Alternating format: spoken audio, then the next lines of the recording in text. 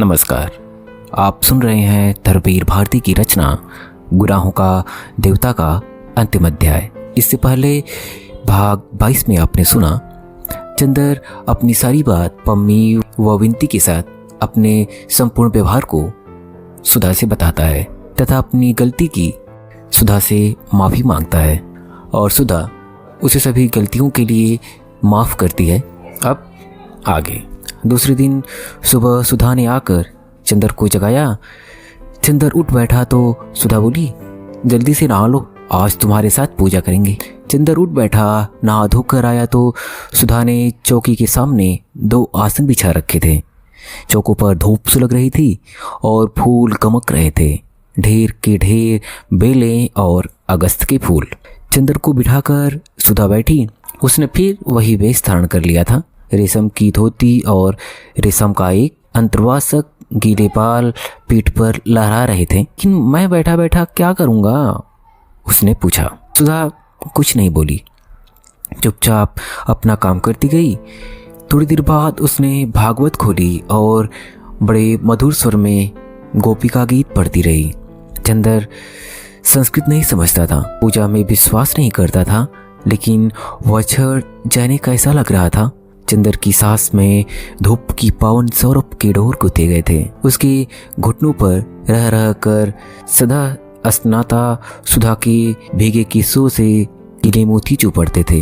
कृष्काय उदास और पवित्र सुधा की पूजा के प्रसाद जैसे मधुर स्वर में श्रीमद् भागवत के श्लोक उसकी आत्मा को अमृत से धो रहे थे। लगता था जैसे इस पूजा की श्रद्धान्वित बेला में उसके जीवन भर की भूलें, कमजोरियां, गुनाह सभी धुलता जा रहा है। जब सुधा ने भागवत बंद करके रख दिया तो पता नहीं क्यों चंदर ने प्रणाम कर लिया। भागो या भागवत की पुजारिन को, यह नहीं मालूम। थोड़ी देर बाद सुधा ने पूजा की थाली उठाई और उसने चंदर के माथे पर रोली लगा दी। अरे मैं? हाँ तुम, और कौन? मेरे तो दूसरा न कोई, सुधा बोली और ढेर के ढेर फूल चंदर के चरणों पर चढ़ाकर झुककर चंदर के चरणों को प्रणाम कर लिया। चंदर ने घबराकर पांव खींच लिए। मैं इस योग्य नहीं हूँ सुधा, क्यों लज्जित कर रही हो? सुधा कुछ नहीं बोली। अपने आंचल से एक छलकता हुआ आंसू पोंछकर नाश्ता लाने चली गई। जब वह यूनिवर्सिटी से लौटा तो देखा सुधा मशीन रखे कुछ सिल रही है। चंदर ने कपड़े बदल कर पूछा, कहो क्या सिल रही हो? रुमाल और बनियान। कैसे काम चलता था तुम्हारा? न संदूक में एक भी रुमाल है, न एक भी बनियान। लापरवाही की भी हद है। तभी कहती हूँ ब्याह कर लो। हाँ, किसी दर्जी की लड़की से ब्याह करवा दो। चंदर खाट पर बैठ गया और सुधा मशीन पर बैठी बैठी सिलती रही। थोड़ी देर बाद सहसा उसने मशीन रोक दी और एकदम से घबरा कर उठी। क्या हुआ सुधा? बहुत दर्द हो रहा है। वह उठी और खाट पर बेहोशी पड़ रही। चंदर दौड़कर पंखा उठा लाया और झलने लगा। डॉक्टर बुला लाऊं? नहीं, अभी ठीक हो जाऊंगी, उबकाई आ रही है। सुधा उठी, जाओ मत, मैं पीकदान उठा लाता हूँ। चंदर ने पीकदान उठाकर रख दिया और सुधा की पीठ सहलाने लगा। फिर सुधा हाफती सी लेट गई। चंदर दौड़कर इलायची और पानी ले आया। सुधा ने इलायची खाई और फिर पड़ रही। उसके माथे पर पसीना झलक आया। अब कैसी तबीयत है सुधा? बहुत दर्द है अंग अंग में, मशीन चलाना नुकसान कर गया। सुधा ने बहुत छीण स्वर में कहा। जाऊं किसी डॉक्टर को बुला लाऊं? बेकार है चंदर, मैं तो लखनऊ दिखा आई। इस रोग का क्या इलाज है? यह तो जिंदगी भर का अभिशाप है। क्या बीमारी बताई तुम्हें? कुछ नहीं। बताओ ना। क्या बताऊं चंदर? सुधा ने बड़ी कातर निगाहों से चंदर की ओर देखा और फूट फूट कर रो पड़ी। बुरी तरह सिसकने लगी। सुधा चुपचाप पड़ी कराहती रही। चंदर ने अटैची में से दवा निकाल कर दी। कॉलेज नहीं गया। 2 घंटे बाद सुधा कुछ ठीक हुई। उसने एक गहरी सांस ली और तकिए के सहारे उठकर बैठ गई। चंदर ने और कई तकिए पीछे रख दिए।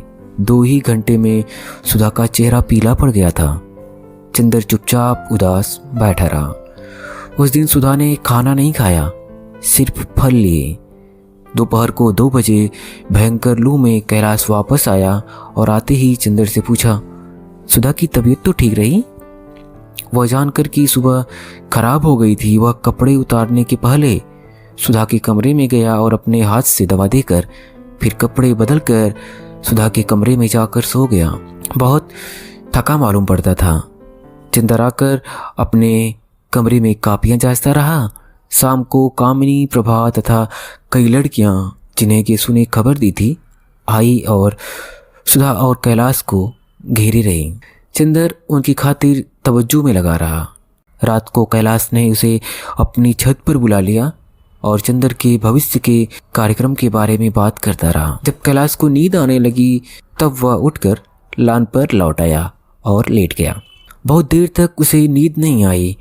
वह सुधा की तकलीफ़ों के बारे में सोचता रहा। उधर सुधा बहुत देर तक करवटें बदलती रही। यह 2 दिन सपनों की तरह बीत गए और कल वह फिर चली जाएगी चंदर से दूर, न जाने कब तक के लिए। सुबह से ही सुधा जैसी बुझ गई थी। कल तक जो उसमें उल्लास वापस आ गया था वह जैसे कैलाश की छाह ने ही ग्रस लिया था। चंदर के कॉलेज का आखिरी दिन था। चंदर कैलाश को ले गया और अपने मित्रों से, प्रोफेसरों से उनका परिचय करा लाया। एक प्रोफेसर जिनकी आदत थी कि वे कांग्रेस सरकार से संबंधित हर व्यक्ति को दावत जरूर देते थे, उन्होंने कैलाश को भी दावत दी क्योंकि वह सांस्कृतिक मिशन में जा रहा था। वापस जाने के लिए रात की गाड़ी तय रही। हफ्ते भर बाद कैलाश को जाना था, अतः वह ज़्यादा नहीं रुक सकता था। दोपहर का खाना दोनों ने साथ खाया। सुधा महाराजिन का लिहाज करती थी, अतः वह कैलाश के साथ खाने नहीं बैठी। निश्चय हुआ कि अभी से सामान बांध लिया जाए ताकि पार्टी के बाद सीधे स्टेशन जा सकें। जब सुधा चंदर के लाए हुए कपड़े कैलाश को दिखाए तो उसे बड़ा ताज्जुब हुआ, लेकिन उसने कुछ नहीं कहा। कपड़े रख लिए और चंदर से जाकर बोला, अब जब तुमने लेने देने का व्यवहार ही निभाया है तो यह बता दो कि तुम बड़े हो या छोटे? क्यों? चंदर ने पूछा। इसलिए कि बड़े हो तो पैर छू कर जाऊं और छोटे हो तो रुपया देकर जाऊं, कैलाश बोला। चंदर हंस पड़ा। घर में दोपहर से ही उदासी छा गई। न चंदर दोपहर को सोया, न कैलाश और न सुधा। शाम की पार्टी में सब लोग गए। वहां से लौटकर आए तो सुधा को लगा कि उसका मन अभी डूब जाएगा। उसे शादी में भी जाना इतना नहीं अखरा था जितना आज अखर रहा था। मोटर पर सामान रखा जा रहा था तो वह खंबे से टिककर खड़ी रो रही थी। महाराजिन एक टोकरी में खाने का सामान बांध रही थी। कैलाश ने देखा तो बोला, रो क्यों रही हो? छोड़ जाए तुम्हें यहीं, चंदर से संभलेगा। सुधा ने आंसू पोंछकर आंखों से डांटा। महाराजिन सुन रही हैं। मोटर तक पहुंचते पहुंचते सुधा फूट फूट कर रो पड़ी और महाराजिन उसे गले से लगाकर आंसू पोंछने लगी। फिर बोली, रो ना बिटिया, अब छोटे बाबू का ब्याह कर दो तो 2-3 महीना आई के रह जावा। तुहार सास छोड़ी है कि नहीं? सुधा ने कुछ जवाब नहीं दिया और 5 रुपए का नोट महाराजिन के हाथ में थमा कर आ बैठी। ट्रेन प्लेटफॉर्म पर आ गई थी। सेकंड क्लास में चंदर ने इन लोगों का बिस्तर लगवा दिया, सीट रिजर्व करवा दी। गाड़ी छूटने में अभी घंटा भर देर थी। सुधा की आंखों में विचित्र सा भाव था। कल तक की दृढ़ता, तेज उल्लास बुझ गया था और अजब सी कातरता आ गई थी। वह चुप बैठी थी। चंदर से जब नहीं देखा गया तो वह उठकर प्लेटफॉर्म पर टहलने लगा। कैलाश भी उतर गया। दोनों बातें करने लगे। सहसा कैलाश ने चंदर के कंधे पर हाथ रख कर कहा, हाँ यार, एक बात बहुत जरूरी थी। क्या? इन्होंने तुमसे विनती के बारे में कुछ कहा था? तो क्या सोचा तुमने? मैं शादी नहीं करूँगा। यह सब आदर्शवाद मुझे अच्छा नहीं लगा। और फिर उससे शादी करके सच पूछो तो बहुत बड़ी बात करोगे तुम। घटना के बाद अब ब्राह्मणों में तो वर उसे मिलने से रहा और ये कह रही थी कि वह तुम्हें मानती भी बहुत है। हाँ, लेकिन इसके मतलब यह नहीं कि मैं शादी कर लूँ। मुझे बहुत कुछ करना है। अरे जाओ यार, तुम सिवा बातों के कुछ नहीं कर सकते। हो सकता है। चंदर ने बात टाल दी और शादी तो नहीं करेगा। थोड़ी देर बाद चंदर ने पूछा, इन्हें दिल्ली कब भेजोगे? अभी तो मैं जिस दिन जाऊंगा उस दिन दिल्ली से मेरी साथ जाएंगी, दूसरे दिन शाहजहाँपुर लौट जाएगी। क्यों? अभी माँ बहुत बिगड़ी हुई हैं, वह इन्हें आने थोड़ी देती थी। वह तो लखनऊ के बहाने में इन्हें ले आया। तुम शंकर भैया से कभी जिक्र मत करना। अब दिल्ली तो इसलिए चली जाए कि मैं 2-3 महीने बाद लौटूंगा, फिर शायद सितंबर अक्टूबर में ये 3-4 महीने के लिए दिल्ली जाएगी। You know, so is carried. हाँ, यही तो बात है, पहला मौका है। दोनों लौटकर कंपार्टमेंट में बैठ गए। सुधा बोली, तो सितंबर में आओगे ना चंदर? हाँ, जरूर से। फिर वक्त कोई बहाना न बना देना। जरूर आऊँगा। कैलाश उतरकर कुछ लेने गया तो सुधा ने अपनी आंखों से आंसू पोंछकर झुककर चंदर के पांव छू लिए और रोकर बोली, चंदर अब बहुत टूट चुकी हूँ, अब हाथ न खींच लेना। उसका गला रुध गया। चंदर ने सुधा के हाथों को अपने हाथ में ले लिया और कुछ भी नहीं बोला। सुधा थोड़ी देर चुप रही, फिर बोली, चंदर चुप क्यों हो? अब तो नफरत नहीं करोगे? मैं बहुत अभागी हूँ देवता। तुमने क्या बनाया था और अब क्या हो गई? देखो, अब चिट्ठी लिखते रहना, नहीं तो सहारा टूट जाता है। और फिर वह रो पड़ी। कैलाश कुछ किताबें और पत्रिकाएं खरीदकर वापस आ गया। दोनों बैठकर बातें करते रहे। यह निश्चय हुआ कि जब कैलाश लौटेगा तो बजाय बंबई से सीधे दिल्ली जाने के वो प्रयाग से होता हुआ जाएगा। गाड़ी चली तो चंदर ने कैलाश को बहुत प्यार से गले लगा लिया। जब तक गाड़ी प्लेटफॉर्म के अंदर रही, सुधा सिर निकाले झांकती रही। प्लेटफॉर्म के बाहर भी पीली चांदनी में सुधा का फहराता हुआ आंचल दिखता रहा। धीरे धीरे वह एक सफेद बिंदु बनकर अदृश्य हो गया। गाड़ी एक विशाल अजगर की तरह चांदनी में रेंगती चली जा रही थी। जब मन में प्यार जाग जाता है तो प्यार की किरण बादलों में छिप जाती है। अजब थी चंदर की किस्मत। इस बार तो सुधा गई थी तो उसके तन मन को एक गुलाबी नशे में सराबोर कर गई थी। चंदर उदास नहीं था, वह बेहद खुश था। खूब घूमता था और गर्मी के बावजूद खूब काम करता था। अपने पुराने नोट्स निकाल लिए थे और एक नई किताब की रूपरेखा सोच रहा था। उसे लगता था कि उसका पौरुष, उसकी शक्ति, उसका ओज, उसकी दृढ़ता सभी कुछ लौट आया है। उसे हरदम लगता है कि गुलाबी पंखुड़ियों की एक छाया उसकी आत्मा को चूमती रहती है।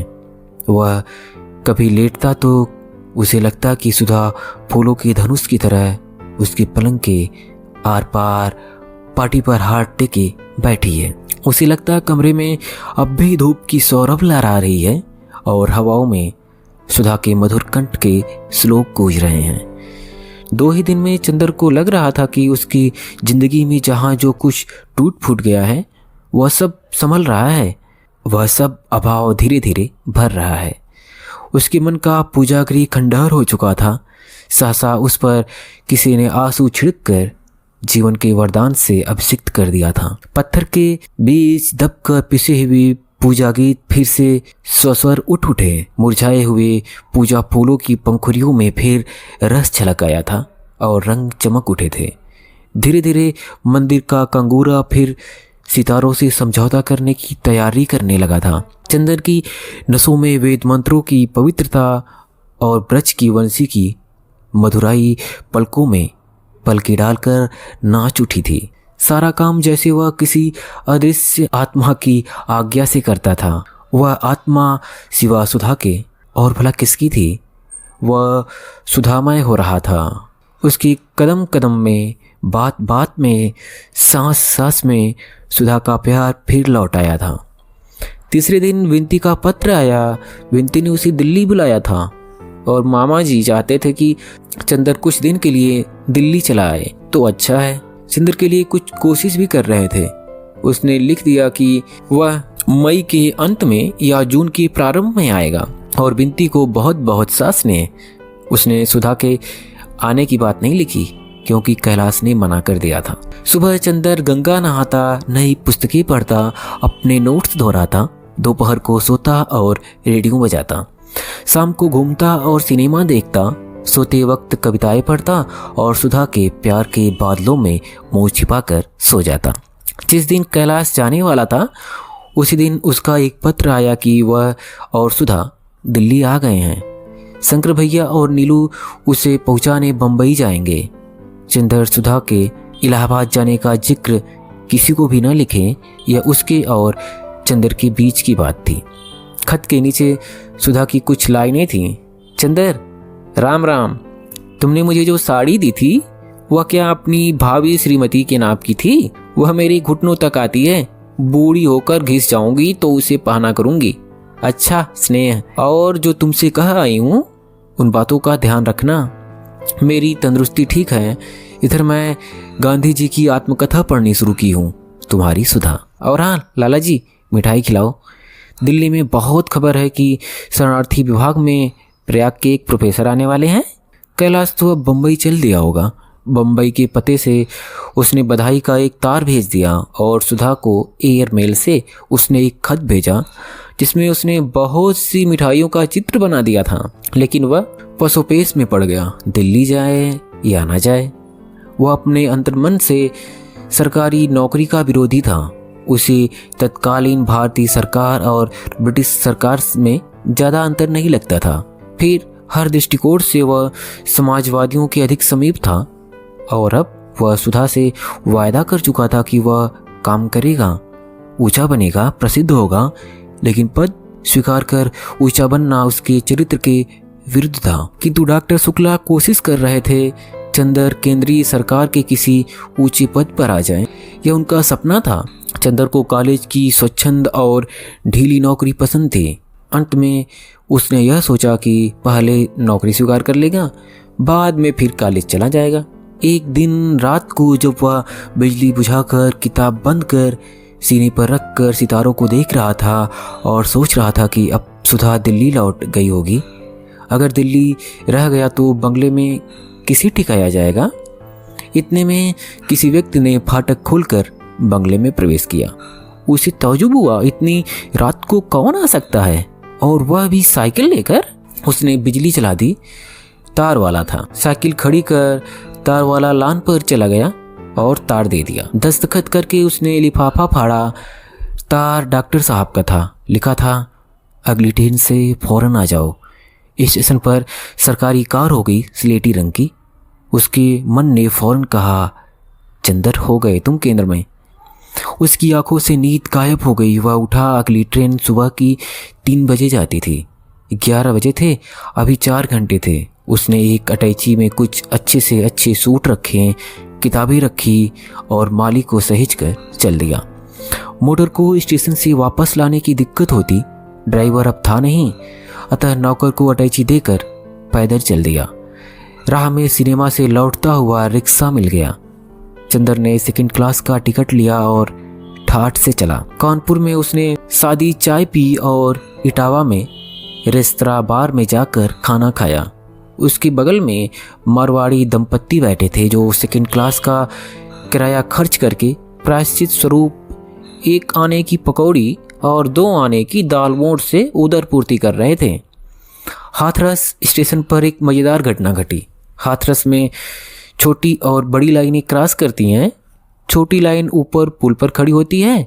स्टेशन के पास जब ट्रेन धीमी हुई तो सेठ जी सो रहे थे।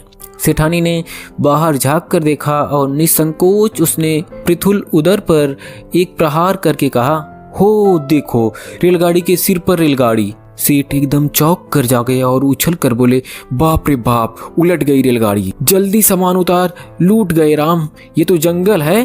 कहते थे जेवर न ले चल। चंदर खिलखिलाकर हंस पड़ा। सेठ जी ने परिस्थिति समझी और चुपचाप बैठ गए। चंदर करवट बदलकर फिर पढ़ने लगा। इतने में ऊपर की गाड़ी से उतरकर कोई औरत हाथ में एक गठरी लिए आई और अंदर ज्यों ही घुसी की मारवाड़ी बोला, बुड्ढी यह सेकंड क्लास है, हो ही सेकंड थर्ड तो सब गोविंद की माया है बच्चा। चंद्र का मुंह दूसरी ओर था, लेकिन उसने सोचा गोविंद जी की माया का वर्णन तो विश्लेषण करते हुए रेल के डिब्बे के वर्गीकरण का भी मायाजाल बताना शायद भागवतकार की दिव्य दृष्टि से संभव होगा। लेकिन यह भी मारवाड़ी कोई सुधा तो था नहीं कि वैष्णव साहित्य और गोविंद जी की माया का भक्त होता। जब उसने कहा गार्ड साहब को बुलाऊं तो बुढ़िया गरज उठी, बस बस चल वहां से, गार्ड का तोर दमाद लगत है, जैन बुलई है, मोटका कद्दू। चंदर हंस पड़ा। कम से कम गाली की नवीनता पर दूसरी बात, गाड़ी उस समय ब्रज क्षेत्र में थी। वहां यह अवधि का सफल वक्ता कौन है? उसने घूम कर देखा, यह बुढ़िया थी। सिर मुड़ाए उसने कहीं देखा है इसे? कहाँ जाओगे माई? कानपुर जाइबा। लेकिन यह गाड़ी तो दिल्ली जाएगी। तू बोलियो टुप्प से, हमें ऐसे धमकावे न आवत, ये कानपुर जाइए। उसने हाथ नचाकर चंदर से कहा और फिर जाने क्यों रुक गई और चंदर की ओर देखने लगी। फिर बोली, अरे चंदर बेटवा, कहाँ से आवत हो तू? ओह, बुआ जी हैं। सिर मुड़ा लिया तो पहचान में ही नहीं आती। चंदर ने फौरन उठकर पांव छुए। बुआ जी वृंदावन से आ रही थी। वह बैठ गईं। बोली, ऊ नटनिया मर गई कि अबहिन है? कौन? वही विनती। मरेगी क्यों भैया? सुकुल हमार कुल डुबोई दीहिन, लेकिन जैसे ही हमारी बिटिया के मड़वा तरह से उठाए लीहिन, वैसे भगवान चाहिए तो उन्हों का लड़की से समझी। चंदर कुछ नहीं बोला। थोड़ी देर बाद वह बड़बड़ाती हुई बुआ जी बोली, अब हमें का करे के हो? सब मोह माया त्याग दिया, लेकिन हमरे त्याग में कुछ समर्थ हुई तो सकुल को बदला मिली है। कानपुर की गाड़ी आई तो चंदर खुद उन्हें बिठा लाया। विचित्र थी बुआ जी, बेचारी कभी समझ ही नहीं पाई कि विनती को उठाकर डॉक्टर साहब ने उपकार किया या अपकार।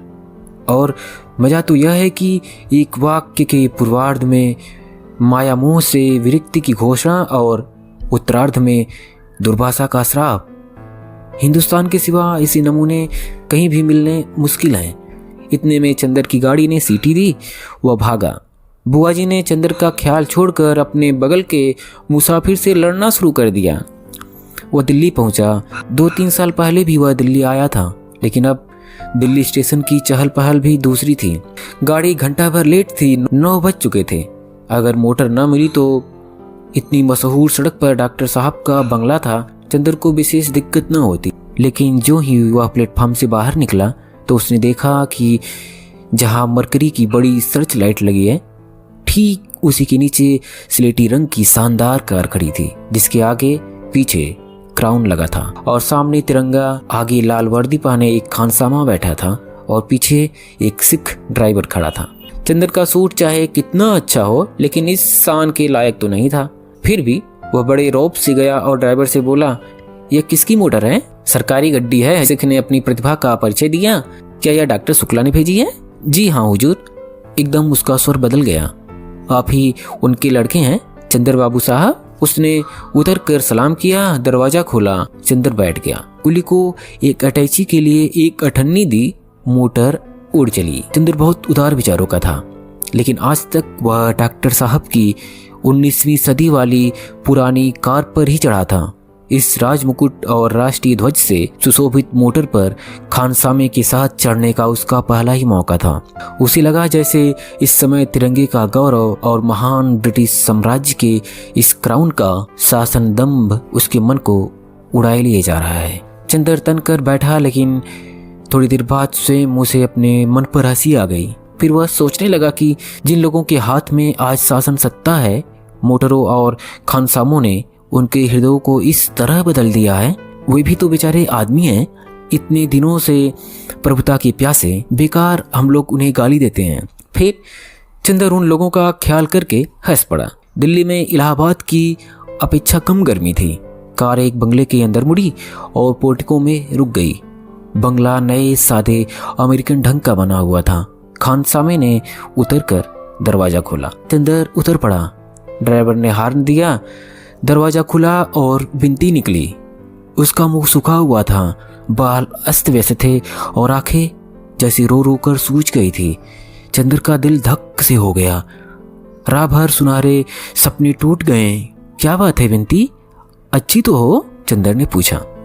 आओ चंदर, विनती ने कहा और अंदर जाते ही दरवाजा बंद कर दिया और चंदर की बाह पकड़कर सिसक सिसक कर रो पड़ी। चंदर घबरा गया। क्या बात है, बताओ ना। डॉक्टर साहब कहाँ हैं? अंदर हैं। तब क्या हुआ, तुम इतनी दुखी क्यों हो? चंदर ने विनती के सिर पर हाथ रखकर पूछा। उसे लगा जैसे इस समस्त वातावरण पर किसी बड़े भयानक मृत्युदूत की पंखों की काली छाया है। क्या बात है, बताती क्यों नहीं? विनती बड़ी मुश्किल से बोली, दीदी, सुधा दीदी। चंदर को लगा जैसे उस पर बिजली टूट पड़ी। क्या हुआ सुधा को? विनती कुछ नहीं बोली, उसे ऊपर ले गई और कमरे के पास जाकर बोली, उसी में है दीदी। कमरे के अंदर की रोशनी उदास, फीकी और बीमार थी। एक नर्स सफ़ेद पोशाक पहने पलंग के सिरहाने खड़ी थी और कुर्सी पर सिर झुकाए डॉक्टर साहब बैठे थे। पलंग पर चादर ओढ़े सुधा पड़ी थी। नर्स सामने थी, अतः सुधा का चेहरा नहीं दिखाई पड़ रहा था। चंदर के भीतर पांव रखते ही नर्स ने आंखों के इशारे से कहा, बाहर जाइए। चंदर ठिठक कर खड़ा हो गया। डॉक्टर साहब ने देखा और वे उठकर चले आए। क्या हुआ सुधा को? चंदर ने बहुत व्याकुल, बहुत कातर स्वर में पूछा। डॉक्टर साहब कुछ बोले नहीं, चुपचाप चंदर के कंधे पर हाथ रखे और अपने कमरे में आए और बहुत भारी स्वर में बोले, हमारी बिटिया गई चंदर, और आंसू छलक आए। क्या हुआ उसे? चंदर ने फिर उतने ही दुखी स्वर में पूछा। डॉक्टर साहब क्षण भर पथराई आंखों से चंदर की ओर देखते रहे, फिर सिर झुकाकर बोले, ऑपरेशन। थोड़ी देर बाद सिर उठाकर व्याकुल की तरह चंदर का कंधा पकड़कर बोले, चंदर, इसी तरह बचाओ सुधा को। क्या करे कुछ समझ में नहीं आता। अब बचेगी नहीं, परसों से होश नहीं आया। जाओ कपड़े बदलो, खाना खा लो, रात भर जागरण होगा। लेकिन चंदर उठा नहीं, कुर्सी पर सिर झुकाए बैठा रहा। सहसा नर्स आकर बोली, ब्लीडिंग फिर शुरू हो गई है और नाड़ी डूब रही है, डॉक्टर को बुलाइए फौरन। और वह लौट गई। डॉक्टर साहब उठ खड़े हुए। उनकी आंखों में बड़ी निराशा थी। बड़ी उदासी से बोले, जा रहा हूँ चंदर, अभी आता हूँ। चंदर ने देखा कार बड़ी तेजी से जा रही है। विनती आकर बोली, खाना खा लो चंदर। चंदर ने सुना ही नहीं। यह क्या हुआ विनती? उसने घबराई आवाज में पूछा। कुछ समझ में नहीं आता। उस दिन सुबह जीजा जी गए, दोपहर में पापा ऑफिस गए थे, मैं सो रही थी। सासा जीजी चीखी, मैं जागी तो देखा दीदी बेहोश पड़ी हैं। मैंने जल्दी से फ़ोन किया, पापा आए, डॉक्टर आए। उसके बाद से पापा और नर्स के अलावा किसी को नहीं जाने देते दीदी के पास, मुझे भी नहीं। और विनती रो पड़ी। चंदर कुछ नहीं बोला, चुपचाप पत्थर की मूर्ति सा कुर्सी पर बैठा रहा, खिड़की से बाहर की ओर देखता रहा। थोड़ी देर बाद डॉक्टर वापस आए। उनके साथ 3 डॉक्टर थे, एक नर्स। डॉक्टरों ने करीब 10 मिनट देखा, फिर अगले कमरे में जाकर सलाह करने लगे।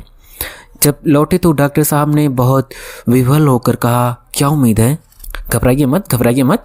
अब जब तक अंदरूनी सब साफ नहीं हो जाएगा तब तक खून जाएगा।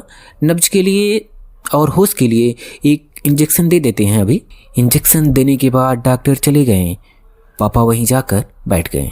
विनती और चंदर चुपचाप बैठे रहे। करीब 5 मिनट बाद सुधा ने भयंकर स्वर में कराहना शुरू किया। उन कराहों में जैसे उनका कलेजा उल्टा आता हो। डॉक्टर साहब उठकर यहाँ चले आए और चंदर से बोले, वेहीमेंट ब्लीडिंग, और कुर्सी पर सिर झुकाकर बैठ गए। बगल के कमरे से सुधा की दर्दनाक कराहें उठती थी और सन्नाटे में छटपटाने लगती थी। अगर आपने किसी जिंदा मुर्गी की पंख और पूंछ नोचे जाते हुए देखा हो तभी आप उसका अनुमान लगा सकते हैं, उस भयानकता का जो उन कराहों में थी। थोड़ी देर बाद कराहे बंद हो गई। फिर सहसा इस बुरी तरह सुधा चीखी जैसे गाय डकार रही हो। पापा उठकर भागे। वह भयंकर चीख उठी और सन्नाटे में मर्राने लगी। विनती रो रही थी। चंदर का चेहरा पीला पड़ गया था और पसीने से तर हो गया था वह। पापा लौट कर आए। हम लोग देख सकते हैं? चंदर ने पूछा। अभी नहीं, ब्लीडिंग खत्म है। नर्स अभी कपड़े बदल दे तो चलेंगे। थोड़ी देर में तीनों गए और जाकर खड़े हो गए। अब चंदर ने सुधा को देखा। उसका चेहरा सफ़ेद पड़ गया था, जैसे जाड़े के दिनों में थोड़ी देर पानी में रहने के बाद उंगलियों का रंग रक्तहीन श्वेत हो जाता है। गालों की हड्डियां निकल आई थीं और होठ काले पड़ गए थे। पलकों के चारों ओर कालापन गहरा गया था। आंखें जैसे बाहर निकल पड़ती थीं। खून इतना अधिक गया था, लगता था बदन पर चमड़े की हल्की सी झिल्ली मर दी गई हो। यहाँ तक कि भीतरी हड्डी के उतार चढ़ाव तक स्पष्ट दिख सकते थे। चंदर ने डरते डरते माथे पर हाथ रखा। सुधा ने होठों में कुछ हरकत हुई। उसने मुंह खोल दिया और आंखें बंद किए हुए ही उसने करवट बदली। फिर कराही और सिर से पैर तक उसका बदन कांप उठा। नर्स ने नाड़ी देखी और कहा, अब ठीक है, कमजोरी बहुत है। थोड़ी देर बाद पसीना निकलना शुरू हुआ। पसीना पोंछते पोंछते 1 बज गया। विनती बोली डॉक्टर साहब से, मामा जी अब आप सो जाइए, चंदर देख लेंगे आज। नर्स आई। डॉक्टर साहब की आंखें लाल हो रही थी। सबके कहने पर वह अपनी सीट पर लेट रहे। नर्स बोली, मैं बाहर आराम कुर्सी पर थोड़ा बैठ लूं, कोई ज़रूरत हो तो बुला लेना। चंदर जाकर सुधा के सिरहाने बैठ गया। विनती बोली, तुम थके हुए आए हो, चलो तुम भी सो लो, मैं देख रही हूँ। चंदर ने कुछ जवाब नहीं दिया, चुपचाप बैठा रहा। विनती ने सभी खिड़कियां खोल दी और चंदर के पास ही बैठ गई। सुधा सो रही थी चुपचाप। थोड़ी देर बाद विनती उठी, घड़ी देखी, मुंह खोलकर दवा दी। सहसा डॉक्टर साहब घबराए हुए आए। क्या बात है सुधा, क्यों चीखी? कुछ नहीं, सुधा तो सो रही है चुपचाप। विनती बोली, अच्छा मुझे नींद में लगा हुआ चीखी है। फिर वह खड़े खड़े सुधा का माथा सहलाते रहे और फिर लौट गए। नर्स अंदर थी। विनती चंदर को बाहर ले आई और बोली, देखो कल जीजाजी को एक तार दे देना, लेकिन अब वो होंगे कहाँ? विजयपट्टनम या कोलंबो में जहाजी कंपनी के पते से दिलवा देना तार। दोनों फिर जाकर सुधा के पास बैठ गए। नर्स बाहर सो रही थी। 3:30 बज गए थे। ठंडी हवा चल रही थी। विनती चंदर के कंधे पर सिर रखकर सो गई। सहसा सुधा के होठ हिले और उसने कुछ अस्फुट स्वर में कहा। चंदर ने सुधा के माथे पर हाथ रखा। माथा सहसा जलने लगा था। चंदर घबरा गया। उसने नर्स को जगाया। नर्स ने बगल में थर्मामीटर लगाया। तापक्रम 105 था। सारा बदन जल रहा था और रह रहकर वह कांप उठती थी। चंदर ने फिर घबरा कर नर्स की ओर देखा। घबराइए मत, डॉक्टर अभी आएगा। लेकिन थोड़ी देर में हालत और बिगड़ गई और फिर उसी तरह दर्दनाक कराहें सुबह की हवा से सिर पटकने लगी। नर्स इन लोगों को बाहर भेज दिया और बदन अंगोछने लगी। थोड़ी देर में सुधा चीख कर पुकारा, पापा। इतनी भयानक आवाज़ थी कि जैसे सुधा को नरक दूत पकड़े ले जा रहे हो। पापा गए। सुधा का चेहरा लाल था। वह हाथ पटक रही थी। पापा को देखते ही बोली, पापा चंदर को इलाहाबाद से बुलवा दो। चंदर आ गया है बेटा, आप ही बुलाते हैं। जो ही पापा ने माथे पर हाथ रखा कि सुधा चीख उठी, तुम पापा नहीं हो? कौन हो तुम? दूर हटो, छुओ मत। अरे विनती। डॉक्टर शुक्ला ने नर्स की ओर देखा। नर्स बोली, डेलीरियम, सन्निपात, डॉक्टर को बुलाइए। सुधा ने फिर करवट बदली और नर्स को देखकर बोली, कौन? गेसु, आओ बैठो। चंदर नहा रहा है, अभी बुलाती हूँ। अरे चंदर। और फिर हाँफने लगी। आंखें बंद कर ली और रो कर बोली, पापा तुम कहाँ चले गए? नर्स ने चंदर और विनती को बुलाया। विनती पास जाकर खड़ी हो गई। आंसू पोंछ कर बोली, दीदी हम आ गए। और सुधा की बाह पर हाथ रख दिया। सुधा ने आंखें खोली। विनती के हाथ पर हाथ रख कर बोली, विनती पापा कहाँ गए हैं? खड़े तो है मामा जी। झूठ मत बोल कमबख्त। अच्छा ले, शरबत तैयार है, जा। चंदर स्टडी रूम में पढ़ रहा है, बुला ला जा। विनती फपक कर रो पड़ी। रोती क्यों है? सुधा ने करा कर कहा, मैं जाऊंगी तो चंदर को तेरे पास छोड़ जाऊंगी। जा चंदर को बुला ला, नहीं बर्फ घुल जाएगी। शरबत छान लिया है। चंदर आगे आया। रुदे गले से आंसू पीते हुए बोला, सुधा आंखें खोलो, हम आ गए सुधी। डॉक्टर साहब कुर्सी पर पड़े सिसक रहे थे। सुधा ने आंखें खोली और चंदर को देखते ही फिर बहुत जोर से चीखी, तुम ऑस्ट्रेलिया से लौट आए? झूठे, तुम चंदर हो? क्या मैं तुम्हें पहचानती नहीं? अब क्या चाहिए? इतना कहा तुमसे, हाथ जोड़ा, मेरी क्या हालत है। लेकिन तुम्हें क्या? जाओ यहाँ से वरना अभी सिर पटक दूंगी। और सुधा ने सिर पटक दिया। नहीं गए। नर्स ने इशारा किया। चंदर कमरे के बाहर आया और कुर्सी पर सिर झुकाकर बैठ गया। सुधा ने आंखें खोली और फटी फटी आंखों से चारों ओर देखने लगी। फिर नर्स से बोली, गेसु तुम बहुत बहादुर हो, तुमने अपने को बेचा नहीं, अपने पैर पर खड़ी हो, किसी के आश्रय में नहीं हो। कोई खाना कपड़ा देकर तुम्हें खरीद नहीं सकता गेसु। विनती कहाँ गई? मैं खड़ी हूँ दीदी। है? अच्छा, पापा कहाँ हैं? सुधा ने कराह कर पूछा। डॉक्टर साहब उठकर आ गए। बेटा, बड़े दुलार से सुधा के माथे पर हाथ रख कर बोले। सुधा रो पड़ी। कहाँ थे पापा अभी तक तुम? हम इतना पुकारा, हमें तो डर लग रहा था, इतना सुना था। जाओ, महाराजन ने रोटी सेक ली है, खा लो। हाँ, इसे बैठ जाओ। लो पापा, हमने नान खटाई बनाई। डॉक्टर शुक्ला रोते हुए चले गए। विंती ने चंदर को बुलाया। देखा चंदर कुर्सी पर हथेली में मुंह छिपाए बैठा था। विंती गई और चंदर के कंधे पर हाथ रखा। चंदर ने देखा और सिर झुका लिया। चलो चंदर। दीदी फिर बेहोश हो गई। इतने में नर्स बोली, वह फिर होश में आ गई हैं, आप लोग वही चलिए। सुधा ने आंखें खोल दी थी। चंदर को देखते ही बोली, चंदर आओ, कोई मास्टर ठीक किया तुमने? जो कुछ पढ़ा था वह भूल रही हूँ, अब इम्तिहान में पास नहीं हो पाऊंगी। डिलीरियम अब भी है, नर्स बोली। सहसा सुधा ने चंदर का हाथ छोड़ दिया और झट से हथेलियां आंखों पर रख लीं और बोली, ये कौन आ गया? यह चंदर नहीं है? चंदर होता तो मुझे डांटता, क्यों बीमार पड़ी? अब बताओ, मैं चंदर को क्या जवाब दूंगी? चंदर को बुला दो गेसु। जिंदगी में दुश्मनी निभाई, अब मौत में तो न निभाए। उफ, मरीज के पास इतने आदमी, तभी डिलेरियम होता है।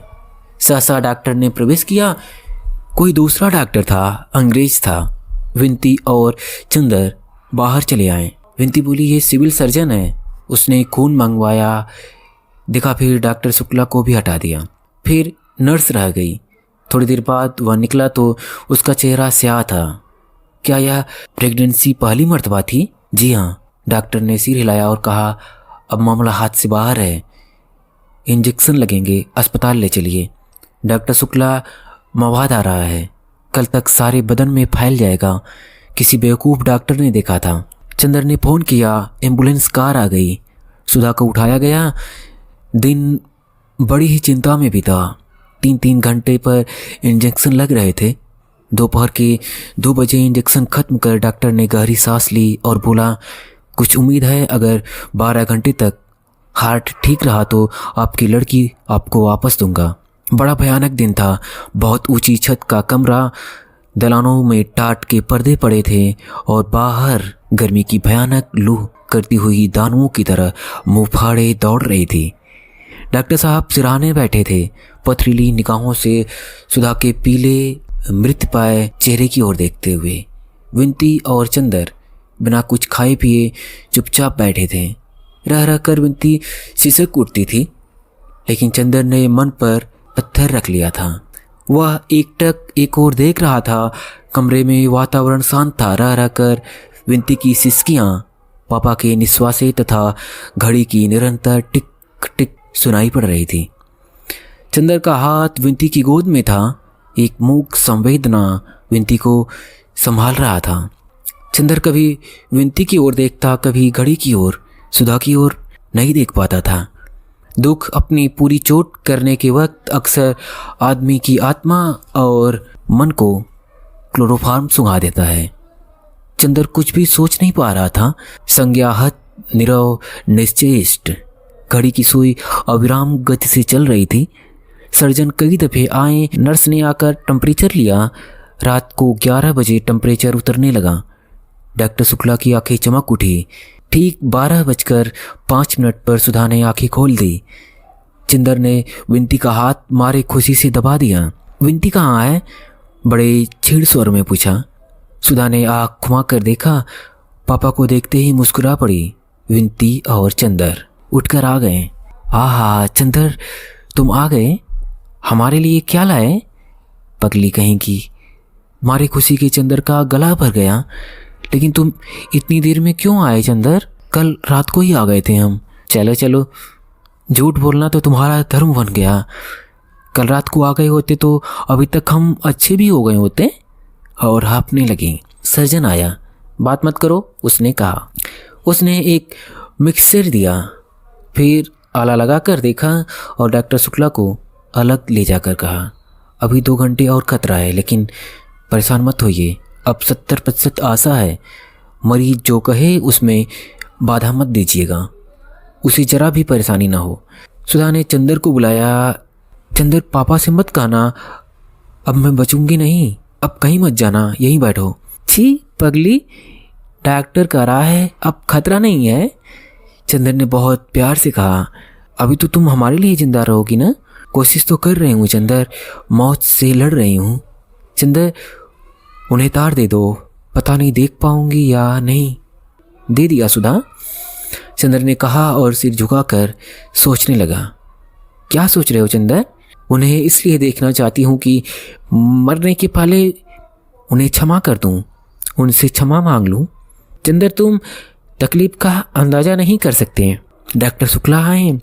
सुधा ने कहा, पापा आज तुम्हारी गोद में लेट लें। उन्होंने सुधा का सिर गोद में रख लिया। पापा चंदर को समझा दो, ये अब अपना ब्याह तो कर ले। हाँ पापा, हमारी भागवत मंगवा दो। शाम को मंगवा देंगे बेटी, अब 1 बज रहा है। देखा, सुधा ने कहा। विंती आओ। विंती आई। सुधा ने उसका माथा चूमकर कहा, रानी जो कुछ तुम्हें आज तक समझाया वैसा ही करना। अच्छा पापा तेरे जिम्मे हैं। विंती रो कर बोली, दीदी ऐसी बातें क्यों करती हो? सुधा कुछ न बोली, गोद से हटाकर सिर तकिए पर रख लिया। जाओ पापा, अब सो रहो तुम। सो लूँगा बेटी, जाओ, नहीं फिर हम अच्छे नहीं होंगे, जाओ। सर्जन का आदेश था कि मरीज की मन के विरुद्ध कुछ नहीं होना चाहिए। डॉक्टर शुक्ला चुपचाप उठे और बाहर बिछे पलंग पर लेट रहे। सुधा ने चंदर को बुलाया, बोली, मैं झुक नहीं सकती विंती, यहाँ। हाँ, चंदर की पैर छू। अपने माथे में नहीं पगली, मेरे माथे से लगा दे, मुझसे झुका नहीं जाता। विंती ने रोते हुए सुधा के माथे में चरण धूल लगा दी। रोती क्यों है पगली? मैं मर जाऊं तो चंदर तो है ही। अब चंदर तुझे कभी नहीं रुलाएगा, चाहे पूछ ले। इधर आओ चंदर, बैठ जाओ। अपना हाथ मेरे होठों पर रख दो, ऐसे अगर मैं मर जाऊं तो रोना मत चंदर। तुम ऊंचे बनोगे तो मुझे बहुत चैन मिलेगा। मैं जो कुछ नहीं पा सकी वह शायद तुम्हारे ही माध्यम से मिलेगा मुझे। और देखो, पापा को अकेले दिल्ली में ना छोड़ना, लेकिन मैं मरूंगी नहीं चंदर, यह नरक भोग कर भी तुम्हें प्यार करूंगी। मैं मरना नहीं चाहती, जाने फिर कभी तुम मिलो या ना मिलो चंदर। उफ, ये कितनी तकलीफ है चंदर, हम लोगों ने कभी ऐसा नहीं सोचा था। अरे हटो हटो चंदर। सासा सुधा की आंखों में फिर अंधेरा छा गया। भागो चंदर, तुम्हारे पीछे कौन खड़ा है? चंदर घबरा कर उठ गया, पीछे कोई नहीं था। अरे चंदर, तुम्हें पकड़ रहा है चंदर, तुम मेरे पास आओ। सुधा ने चंदर का हाथ पकड़ लिया। विंती भागकर डॉक्टर साहब को बुलाने गई। नर्स भी भागकर आई। सुधा चीख रही थी, तुम हो कौन? चंदर को नहीं ले जा सकते, मैं चल तो रही हूँ। चंदर, मैं जाती हूँ इसके साथ, घबराना मत, मैं अभी आती हूँ, तुम तब तक चाय पी लो। नहीं, मैं तुम्हें उस नर्क में नहीं जाने दूंगी, मैं जा तो रही हूँ। विंती, मेरी चप्पल ले आ। अरे पापा कहाँ हैं पापा? और सुधा का सिर चंदर की बाह पर लुढ़क गया। विंती को नर्स ने संभाला और डॉक्टर शुक्ला पागल की तरह सर्जन के बंगले की ओर दौड़ पड़े। घड़ी ने टन टन 2 बजाए। जब एम्बुलेंस कार पर सुधा का शव बंगले पहुंचा तो शंकर बाबू आ गए थे बहू को विदा कराने। उपसंहार। जिंदगी का यंत्रणा एक वृत्तचक पूरा था। सितारे एक क्षितिज से उठकर आसमान पार कर दूसरे क्षितिज तक पहुंच चुके थे। 1.5 साल पहले सासा जिंदगी की लहरों में उथल पुथल मच गई थी और बेछुब्द महासागर की तरह भूखी लहरों की बाहें पसार कर किसी को दबोच लेने की हुकार उठी थी। अपनी भयानक लहरों के शिकंजे में सभी को झकझोर कर, सभी के विश्वासों और भावनाओं को चकनाचूर कर अंत में सबसे प्यारे, सबसे मासूम और सबसे सुकुमार व्यक्तित्व को निगलकर अब धरातल शांत हो गया। तूफान थम गया था, बादल खुल गए थे, सितारे फिर आसमान के घोंसलों से भयभीत विहंग शावकों की तरह झांक रहे थे। डॉक्टर शुक्ला छुट्टी लेकर प्रयाग चले आए थे। उन्होंने पूजा पाठ छोड़ दिया था। उन्हें कभी किसी ने गाते नहीं सुना था। अब वह सुबह उठकर लान पर टहलते और एक भजन गाते थे। विंती जो इतनी सुंदर थी अब केवल खामोश पीड़ा और अवशेष स्मृति की छाया मात्र थी। चंदर शांत था, पत्थर हो गया था, लेकिन उसके माथे का तेज बुझ गया था। वह बूढ़ा सा लगने लगा था। और यह सब केवल 15 दिनों में। जेठ दशहरे के दिन डॉक्टर साहब बोले, चंदर आज जाओ उसके फूल छोड़ आओ, लेकिन देखो शाम को जाना जब वहाँ भीड़ भाड़ ना हो। अच्छा। चुपचाप टहल कर गुनगुनाने लगे। शाम को चंदर चला तो विंती भी चुपचाप साथ हो ली। न विंती ने आग्रह किया न चंदर ने स्वीकृति दी। दोनों खामोश चल दिए। कार पर चंदर ने विंती की गोद में गठरी रख दी। त्रिबड़ी पर कार रुक गई। हल्की चांदनी मैले कफन की तरह लहरों की लाश पर पड़ी हुई थी। दिन भर कमाकर मल्लाह थक कर सो रहे थे। एक बूढ़ा बैठा चीलम पी रहा था। चुपचाप उसकी नाव पर चंदर बैठ गया। विंती उसकी बगल में बैठ गई। दोनों खामोश थे। सिर्फ पतवारों की छप छप सुन पड़ती थी। मल्लाह ने तख्त के पास नाव बांध दी और बोला, नहा ले बाबू। वह समझता था बाबू सिर्फ घूमने आए हैं। जाओ। वह दूर तख्तों की कतार से उस छोर पर जाकर खो गया। फिर दूर दूर तक फैला संगम और सन्नाटा। चंदर सिर झुकाए बैठा रहा। विंती सिर झुकाए बैठी रही। थोड़ी देर बाद विंती सिसक पड़ी। चंदर ने सिर उठाया और फौलादी हाथों से विंती का कंधा झकझोर कर बोला, विंती यदि रोई तो यहीं फेंक देंगे उठाकर, कमबख्त अभागी।